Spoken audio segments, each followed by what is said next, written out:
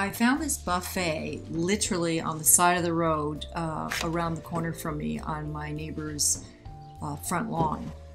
It sat outside probably 3 or 4 days. I walked by it and I kept sort of looking at it from a distance going, I don't have time for another project. I've got enough to do. And I kept walking by it and I knew it was mid-century, but it looked like a lot of work, so I ignored it. On the final day, on the third day, it started raining, and I finally went over to it and opened up one of the doors and noticed that it was a really nice walnut piece under all that gray paint. So I got my husband, we drove over with the truck and threw it in the back and brought it home, and this is the shape it was in.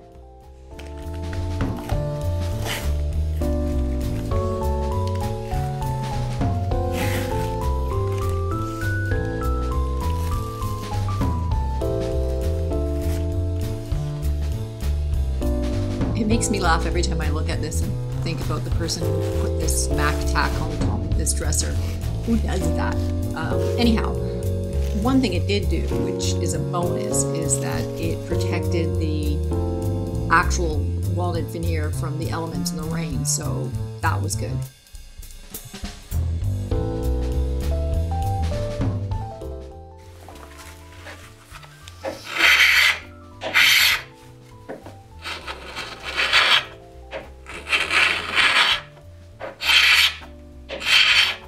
I opted to scrape the top because the finish was coming off fairly easy, as you can see. If I don't have to use the chemicals, I'll try not to, just because it's so messy, so stinky. It was a lot of work scraping, but it wasn't the worst option for me. So I just chose, you pick your poison, and I decided to scrape.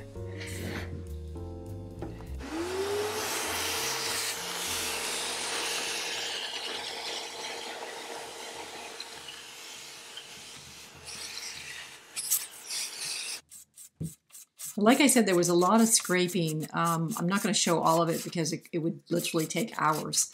Even when I speed it up, it's still a lot of scraping.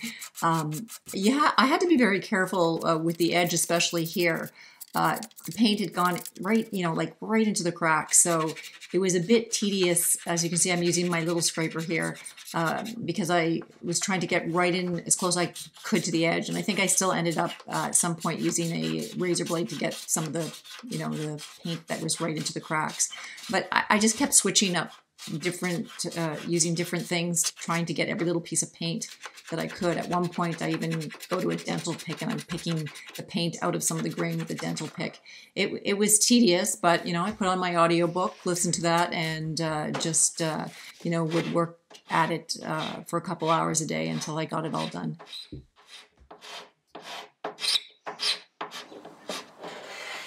I'm scraping the side of the buffet with my Baco scraper. I'm using the wide blade one at the beginning here. It just covers more area. But I'll switch to the smaller blade one when I get near the edges, because sometimes I find it just has a little bit more control around the edges and the tops.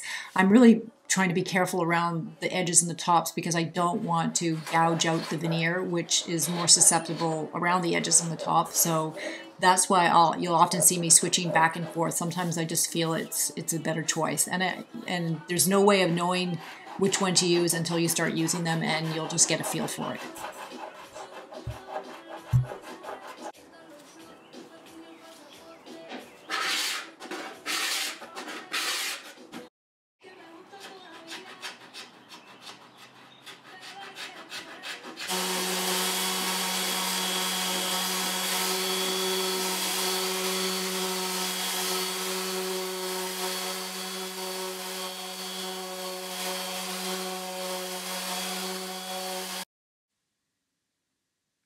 People often neglect the underside of the piece of furniture they're working on. I just don't like to have an entirely finished piece and then you load it out into the person's truck or deliver it and the underside looks original and has gook on it or isn't finished nicely. So I always, at the bare minimum, sand it down to its natural state. Sometimes I'll even stain it. Same with the back, making sure that the back is cleaned up and looks nice and is repaired if it needs repairing.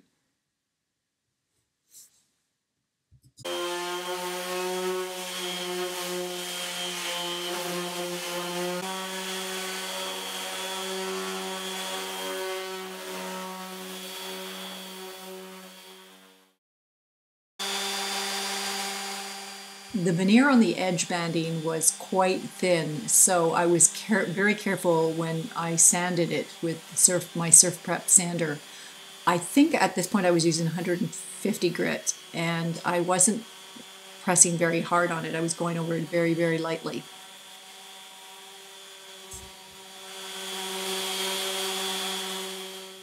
Let me just say that it was a real bugger to get this edge cleaned up. It just didn't, the discoloration didn't want to come out.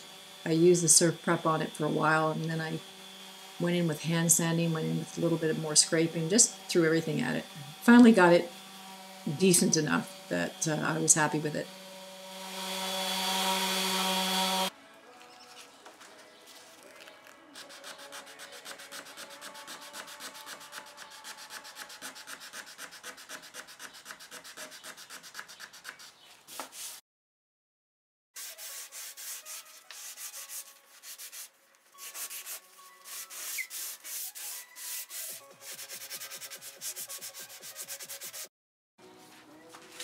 Everything you see me doing with 150 grit sandpaper, I repeat the whole process with 220. So just assume if you see me sanding, I've done it with 150 and then I finished it off at some points, probably not filmed with 220.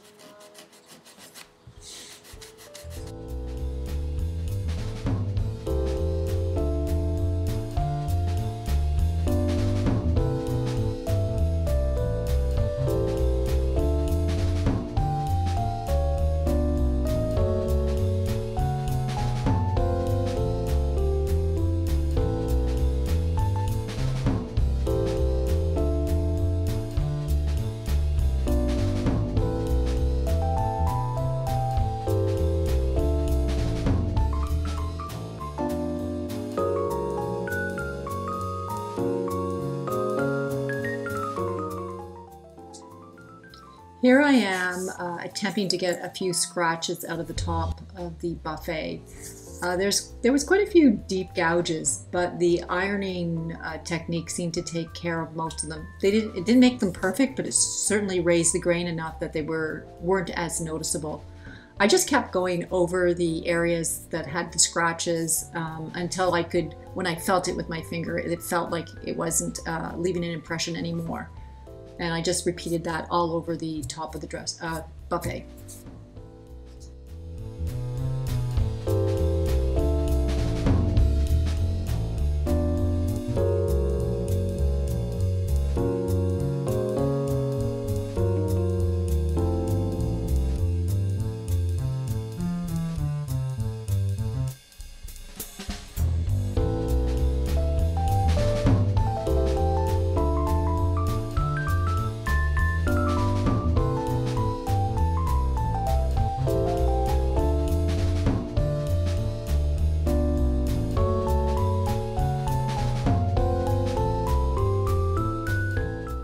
I gave the top of the dresser 2 coats of oxalic acid, and it did take most of the staining out of the top.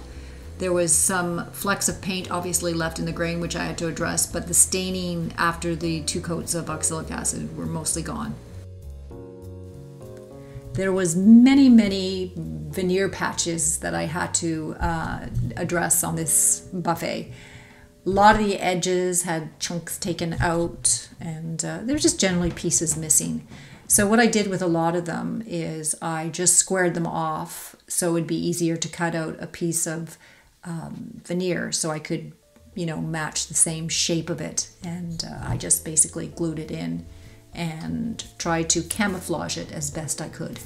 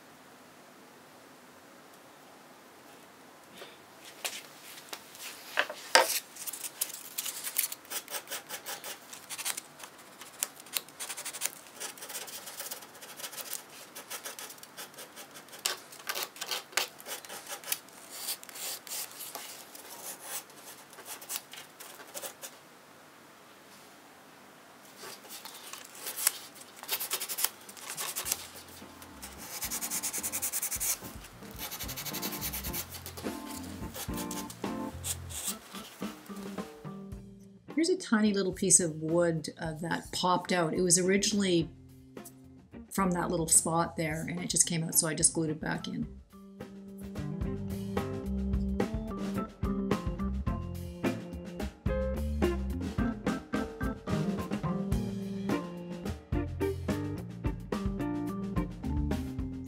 More veneer patching. This time I used some walnut colored wood filler.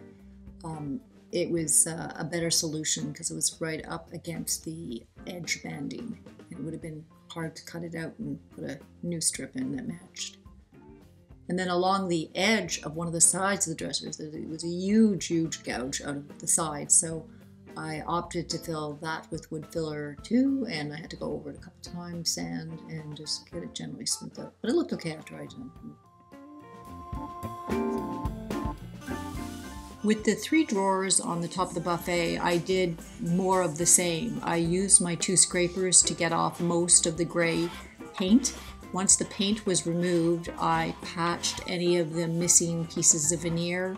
I steamed anything that needed steaming, and then I moved on to sanding. I started at 150 with all the drawer fronts and moved to 220.